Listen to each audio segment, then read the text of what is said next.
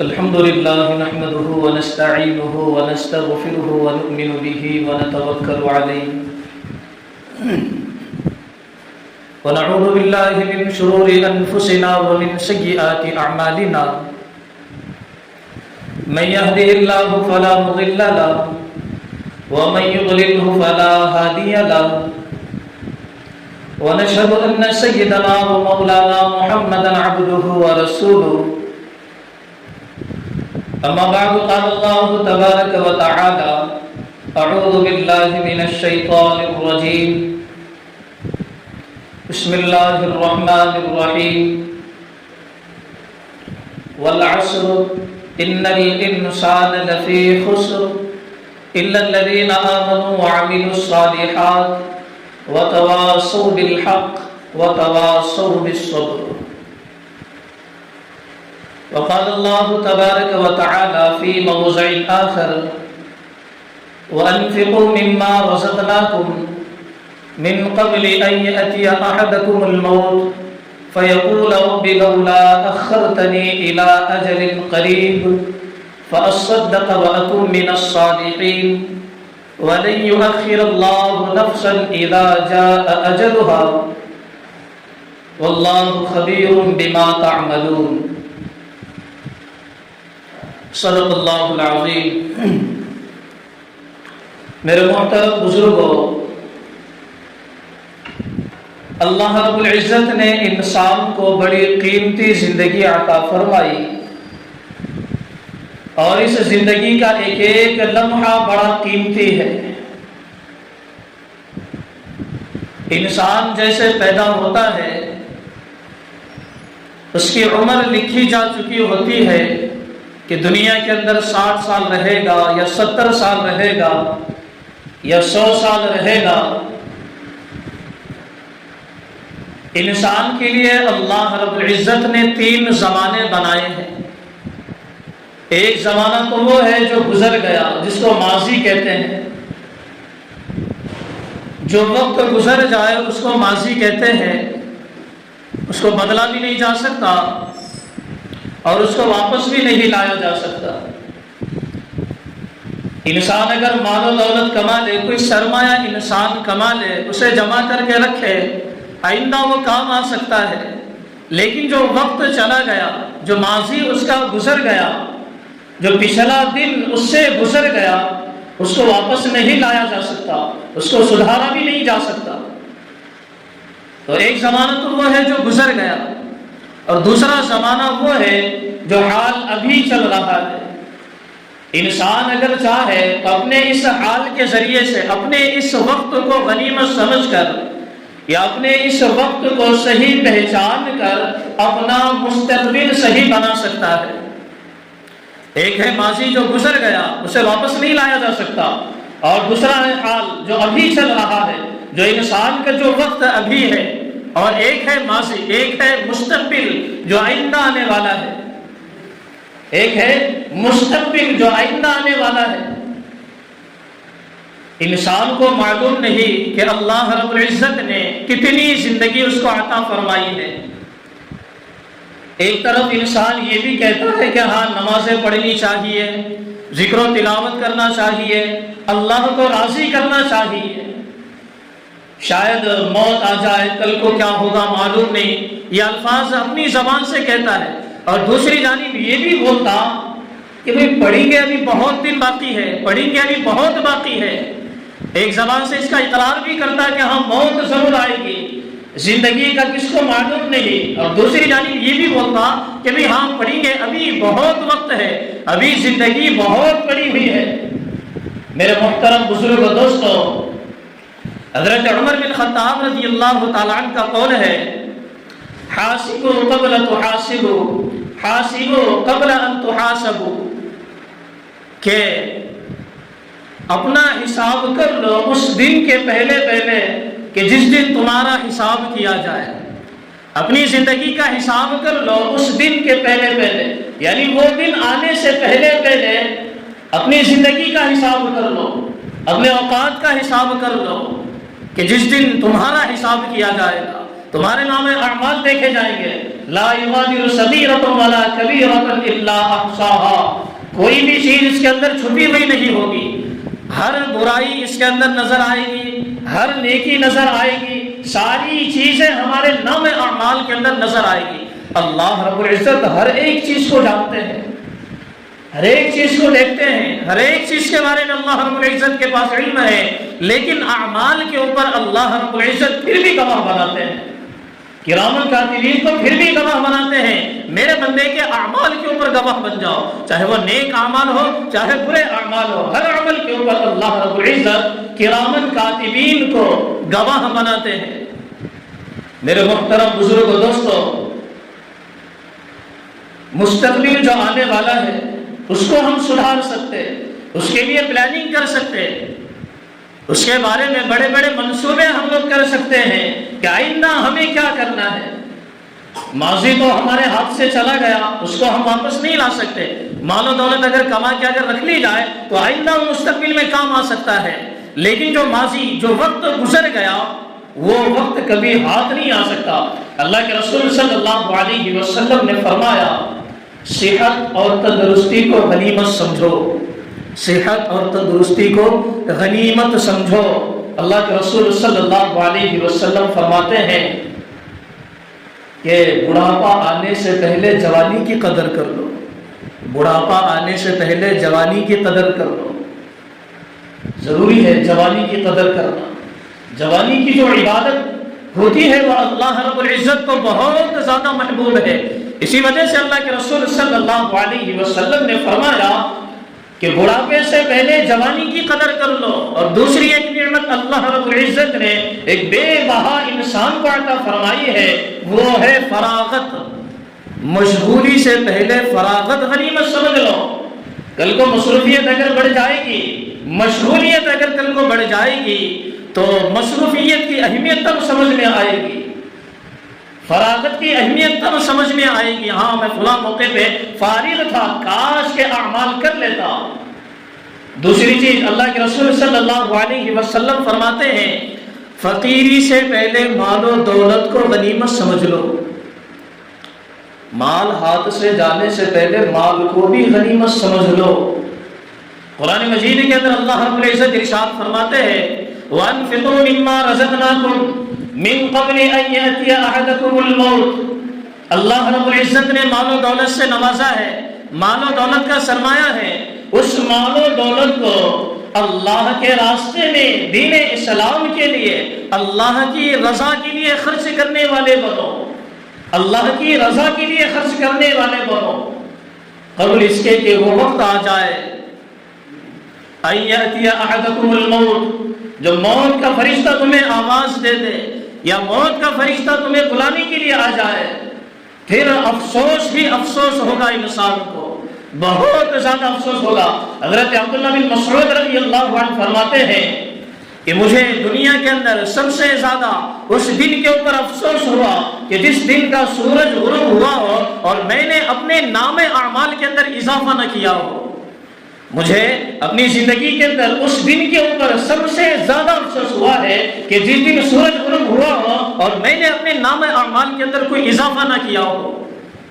ہم اپنے نام اعمال کے اندر اضافہ نہیں کرتے، نمازوں کے ذریعے سے، صدقہ خیرات کے ذریعے سے، اللہ کو راضی کرنے کے ذریعے سے، اللہ کی اطاعت کے ذریعے سے. پھر افسوس ہوگا، ندامت ہوگی. قیامت کے دن افسوس کے لہجے جو ہوتے ہیں، افسوس کے جو الفاظ ہوتے ہیں، اللہ رب العزت نے اس کو نقل کیا ہے. لولا اخرتنی الی اجل قریب فاصدق واکن من الصالحین. اللہ رب العزت کہتے ہیں انسان کی آنکھیں بند ہوگی، مال و دولت کا خرچ نہیں کیا. اب جب آخرت کے اندر جب ملاقات کرے گا تو بندہ کہے گا کاش تھوڑی سی زندگی مل جاتی، تھوڑا سا وقت مل جاتا، فاصدق صدقہ خیرات کرتا، فاصدق صدقہ خیرات کرتا، واکن من الصالحین، اور نیک لوگوں میں شامل ہو جاتا. صدقہ خیرات کرتا اور نیک لوگوں میں شامل ہو جاتا. میرے محترم بزرگ و دوستو، وَلَن يُؤَخِّرَ اللَّهُ نَفْسًا إِذَا جَاءَ أَجَلُهَا. جب موت کا وقت انسان کے قریب آتا ہے، جو لکھا جا چکا ہے، نہ ایک سیکنڈ آگے جا سکتا ہے، نہ ایک سیکنڈ پیچھے آ سکتا ہے. فَأَصَّدَّقَ وَأَكُن مِّنَ الصَّالِحِينَ وَلَن يُؤَخِّرَ اللَّهُ نَفْسًا إِذَا جَاءَ أَجَلُهَا کہ ایک منٹ بھی آگے نہیں جا سکتا. اگر پوری دنیا کی طاقتیں مل کر انسان کو اگر زندہ رکھنا چاہے تو پوری دنیا بھی ناکام ہو جائے گی اگر اس کا وقت آ جائے. میرے محترم بزرگ و دوستو، یہ وقت اللہ رب العزت نے بڑی قیمتی چیز انسان کو عطا فرمائی ہے.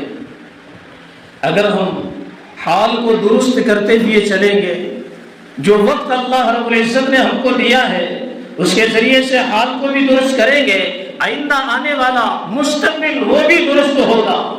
کل کو جب ہم اپنے ماضی کا تذکرہ کریں گے تو اچھے الفاظ میں کریں گے. کل کو جب ہم اپنے ماضی کا تذکرہ کریں گے تو اچھے الفاظ کے اندر کریں گے.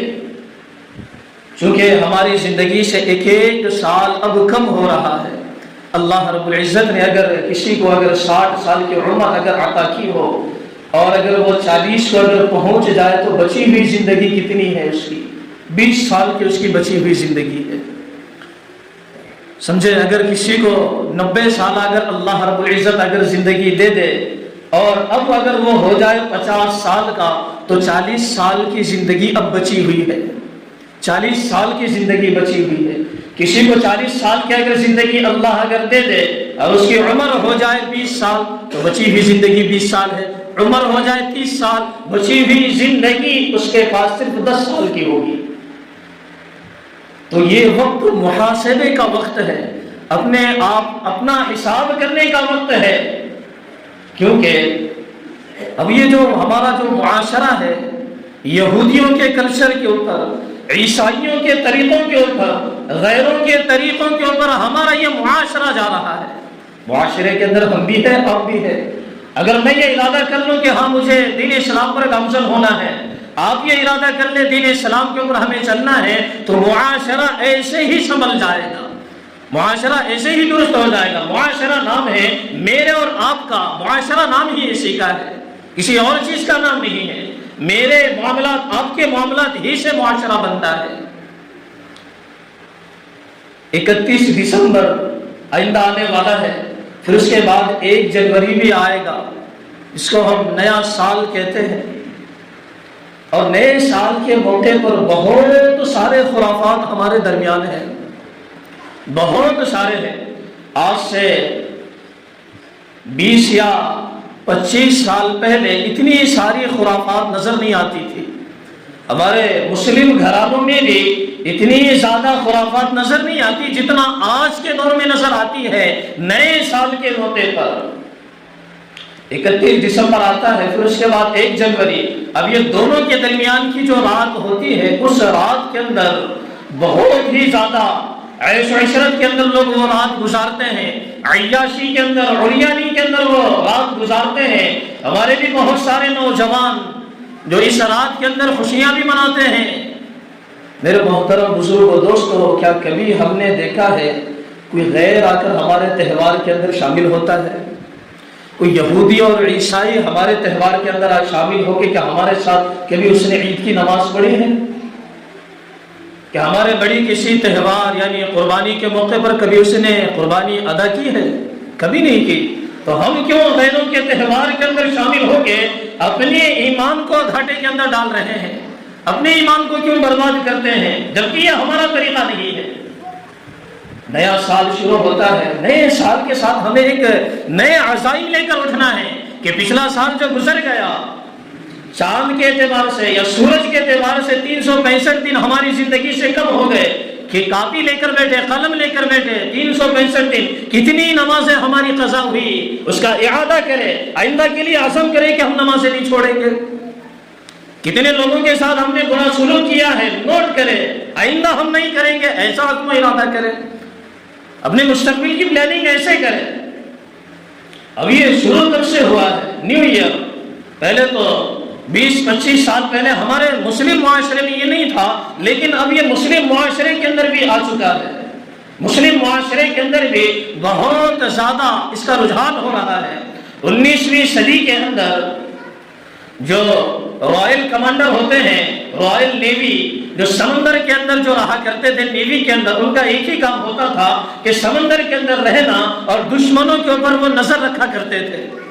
صبح شام 24 گھنٹے وہ ہمیشہ پانی ہی کی طرف دیکھتے تھے، تو طبیعت ان کی بور ہونے لگی۔ ایک نے کہا کہ ہم ایسا کرتے ہیں کہ ہم میں سے یہاں پر جتنے لوگ ہیں، ہم میں سے ایک ایک کا ہم برتھ ڈے منانا شروع کریں گے۔ ہم سمجھتے ہیں کہ پیدائشی دن کے اوپر خوشی منانا چاہیے، پیدائشی دن کے اوپر خوشی منانا چاہیے۔ کون سا ایسا بڑا کام ہم نے کر دیا جو ہم نے اپنی پیدائش کے اوپر خوشی منانا ہم نے شروع کر دیا؟ کون سا بڑا کام ہم نے کیا؟ زندگی اگر کھنگال کر دیکھی اگر جائے تو گناہوں سے بھری ہوئی ہم سب کی زندگی، اللہ کی نافرمانی سے بھری ہوئی ہے، حقوق اللہ کو پامال کیے ہوئے ہیں، حقوق العباد کو پامال کیے ہوئے ہیں، والدین کی نافرمانی بھری ہوئی ہے، پڑوسیوں کے حق ہم نے مارے ہیں، پھر ہم برتھ ڈے مناتے ہیں کہ بہت بڑا عالیشان ہم نے کام کر لیا پیدا ہو کر۔ میرے محترم بزرگ دوستو، تو ایک نے کہا کہ ہم ایک ایک سے سب کا برتھ ڈے منائیں گے۔ کئی سال گزر گئے، جتنے لوگ تھے سارے کے برتھ ڈے ختم ہو گئے، اب کیا کیا جائے؟ تو اس نے کہا کہ ہمارے جہاز کے اوپر، ہماری نیوی کے اندر جتنے کتے ہیں، جتنے بلی ہیں، ان سب کا بھی ہم برتھ ڈے منائیں گے۔ سوچ لو یہ برتھ ڈے کہاں سے آیا ہے، ذرا غور کرو برتھ ڈے کہاں سے آیا ہے، اور ہم اس کو اچھا کم سمجھ کر برتھ ڈے مناتے اپنے بچوں کا۔ تو جب کتے اور بلی بھی ختم ہو گئے تو ایک نے کہا کہ جب یہ نیا سال آ رہا ہے، دسمبر کی 31 کے بعد جب 1 جنوری ہوگی تو ہم اس دن بھی خوشیاں منائیں گے۔ ایک نے ایسا کہا، تو یہ وہاں سے چلا آ رہا ہے، یہ کوئی اسلام کا شعار نہیں ہے، اسلامی طریقہ نہیں ہے کہ نئے سال کے اوپر خوشیاں منائی جائے، نئے سال کے اوپر نئے کپڑے پہنے جائے، یا نئے سال کے اوپر گھر کے اندر اچھا کھانا بنایا جائے۔ ساری چیزیں کر سکتے ہیں، لیکن وہ نیت نہ رکھے جو غیر رکھتے ہیں، وہ نیت نہ رکھے جو غیر کرتے ہیں، وہ نیت رکھ کر کھانا نہ کھائے جو غیر کھاتے ہیں۔ غیر کپڑے بھی پہنتے ہیں تو نیو ایئر کے نام سے کپڑے پہنتے ہیں، ہم بھی اگر وہی نیت رکھ کر اگر کپڑے پہنیں گے تو ہم میں اور ان میں کیا فرق ہے؟ اللہ کے رسول صلی اللہ علیہ وسلم نے فرمایا، من تشبہ بقوم فہو منہم، جو انسان کسی کی مشابہت اختیار کرے گا، غیر قوم کی مشابہت اختیار کرے گا، غیر قوم سے مراد اسلامی محمدی قوم کے علاوہ، ایمانی قوم کے علاوہ کسی کا طریقہ اپنائے گا، کسی کی مشابہت اختیار کرے گا، تو سمجھ لو کہ وہ ہم میں سے نہیں ہے۔ یہ اللہ کے رسول صلی اللہ علیہ وسلم کا فرمان ہے۔ جو کسی اور قوم کا طریقہ اختیار کرے گا، مشابہت اختیار کرے گا، ان جیسے اعمال کرے گا، ان جیسے افعال کرے گا، یا ان جیسا رہنا سہنا شروع کر دے گا، تو اللہ کے رسول نے فرمایا فَهُوَ مِنْهُمْ، کہ وہ ہم میں سے نہیں ہے، وہ ہم میں سے نہیں ہے۔ تو ہم سوچ لینا چاہیے کہ ہم رسول اللہ کے بن کے رہنا چاہتے ہیں یا شیطان ابلیس کے بن کے رہنا چاہتے ہیں۔ ہم خود سوچ لیں، رسول اللہ کا اگر بنیں گے تو دنیا بھی ملے گی، آخرت بھی ملے گی۔ اگر شیطان کا اگر بن کے رہیں گے، نہ دنیا ملے گی نہ آخرت ملے گی۔ میرے محترم بزرگ و دوستو، تو یہ نیو ایئر آیا ہے وہاں سے، انہوں نے اس نئے سال کے اوپر خوشی منانا شروع کیا۔ جب 1 سال گزر گیا تو اس نے اگلے نے کہا کہ جب اب نیا سال آئے گا آئندہ تو ہم ایک ٹیلے کے اوپر اپنی جہاز کو رکوائیں گے، پھر وہاں سے شراب کا بھی انتظام کریں گے۔ 1 سال شراب بھی بہت زیادہ پی گئی، جب دوسرا سال آیا تو کہنے لگے شراب کے ساتھ ہم شباب کا بھی انتظام ہونا چاہیے۔ تو اس طریقے سے یہ بے حیائی اور یعنی ہمارے معاشرے کے اندر آئی ہے۔ آپ ذرا غور کر لے، دنیا کا معائنہ بھی کر لے، ایک دوسرے کے حالات سے معلوم بھی کر لے، یا آس پاس کی سٹیوں سے بھی معلوم کر لے، کیا 31 دسمبر کی رات یہ بے حیائی کے کام نہیں ہوتے ہیں؟ ضرور ہوتے ہیں، بے حیائی کے کام ضرور ہوتے ہیں، اور اس کے اندر ہمارے نوجوان بھی شامل ہوتے ہیں۔ رات جیسے 12 بجتے ہیں، کاٹا 12 کے آگے جاتا ہے تو بے حیائی کے اندر مبتلا ہو جاتے ہیں۔